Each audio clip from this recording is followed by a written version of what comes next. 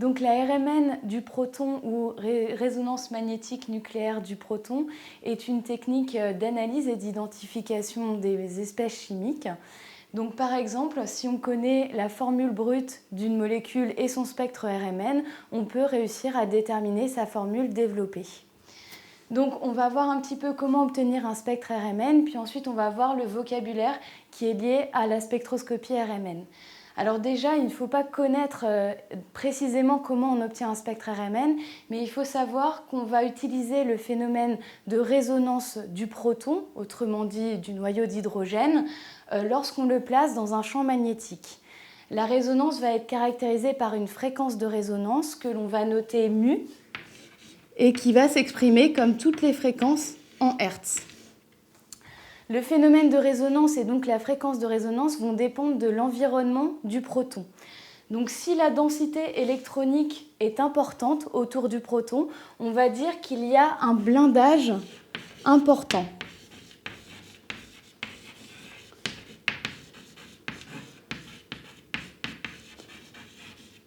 Ce qui correspond à une fréquence de résonance qui va être faible.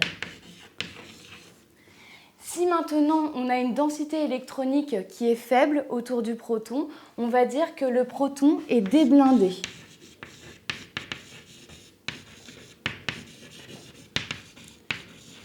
Et donc on va avoir une fréquence de résonance qui va être grande.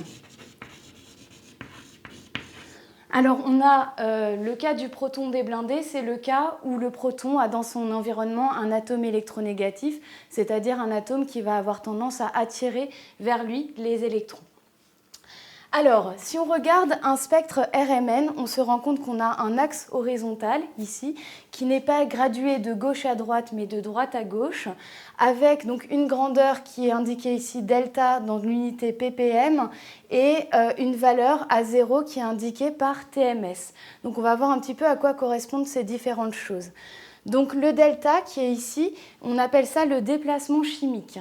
Donc le déplacement chimique, il est défini de la manière suivante. Delta est égal à 10 puissance 6 multiplié par le rapport mu moins mu référence sur mu 0.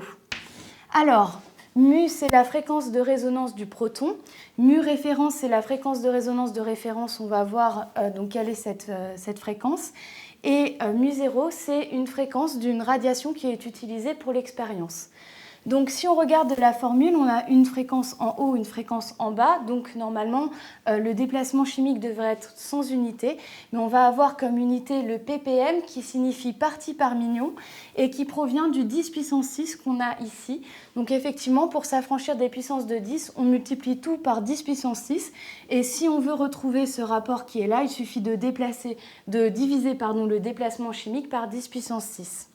Donc le déplacement chimique a été introduit pour s'affranchir des conditions expérimentales.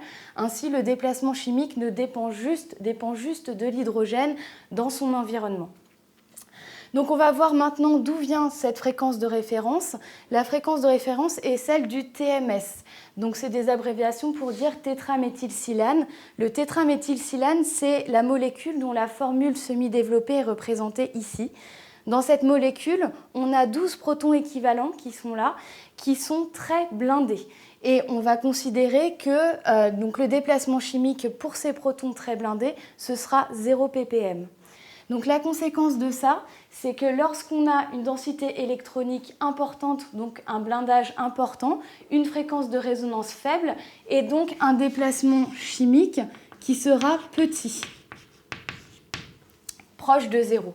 Si maintenant on a une densité électronique faible, donc un proton déblindé, on va avoir cette fois-ci un déplacement chimique qui va être plus grand, donc qui va s'éloigner de la valeur 0 du tétraméthylsilane.